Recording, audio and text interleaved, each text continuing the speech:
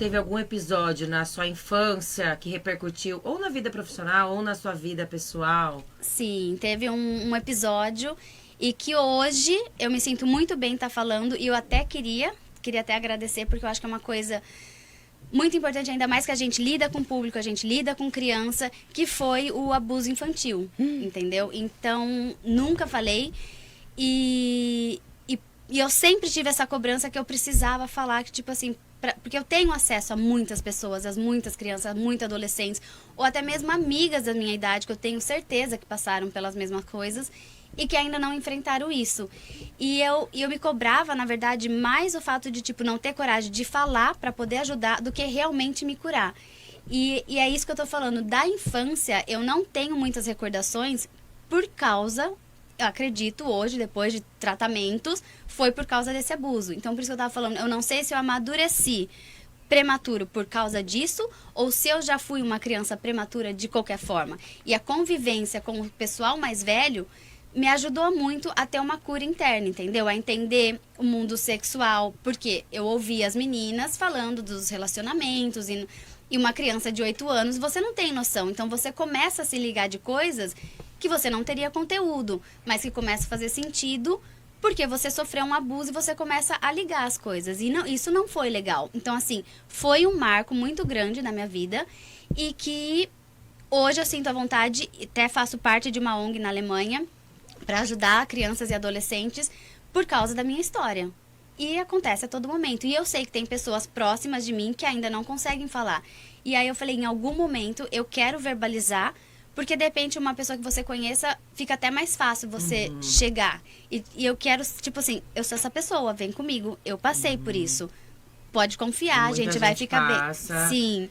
Então, eu me cobrava mais de verbalizar, por isso que quando você me convidou, eu fiquei super feliz. Eu falei assim, vai ser a primeira vez que eu vou falar disso, porque ninguém imagina. E eu queria deixar essa informação de, gente, aconteceu comigo, pode estar acontecendo com a sua filha. Então, quando a criança fica birrenta, não quer mais ir na casa dessa amiguinha que sempre foi amiga, dessa prima, não é birra, nem Não sempre força, é birra, né? não força, entendeu? Pode estar acontecendo alguma coisa. Então, tipo, e nisso eu consigo ver, por trabalhar com criança, muitas acontecendo, que eu fico aliviada por poder ajudar também nessa parte. Por exemplo, a filha mais velha do meu marido, ela sofreu também, e ninguém sabia, ela tá com 23 anos. E aí, ela fez 18 e tinha que pegar ônibus para ir pra faculdade. Ela já é uma mulher. E como assim você não quer pegar ônibus?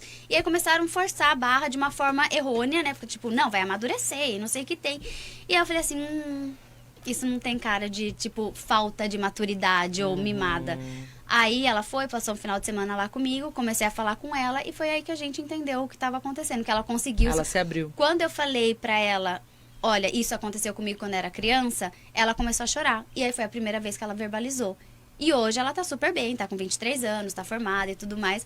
Então, foi ali que eu vi a necessidade de uma pessoa, uma figura como a minha, de ser inspiração, não só na dança.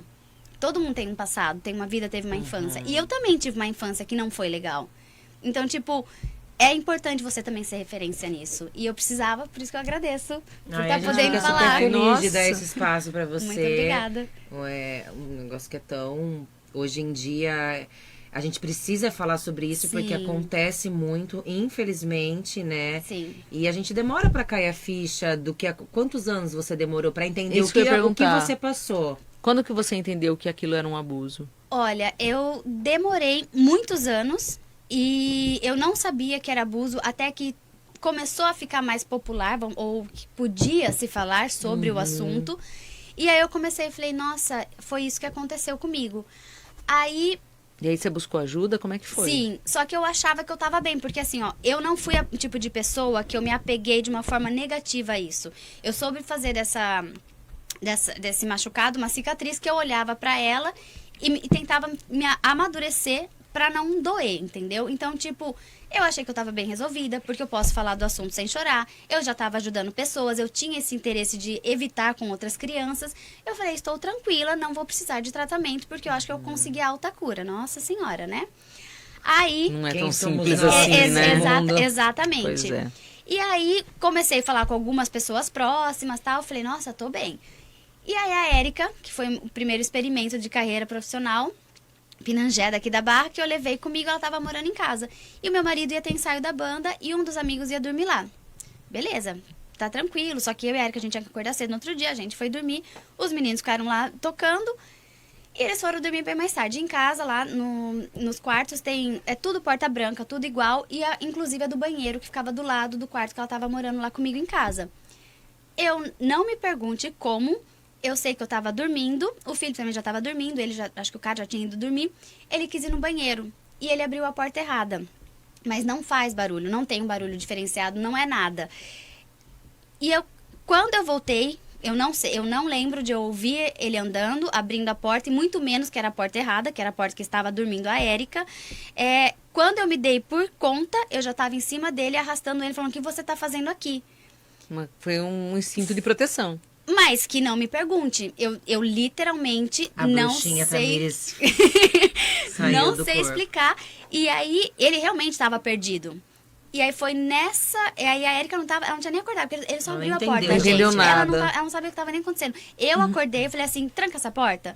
E saí, mostrei o banheiro pra ele, saí e ficou tudo bem. Só que eu fiquei assustada comigo, porque eu não lembro de levantar da cama, não lembro de ir em cima dele. Entendeu? E isso pra mim foi assim, ok, tem alguma coisa no meu subconsciente aqui falando assim, não está normal.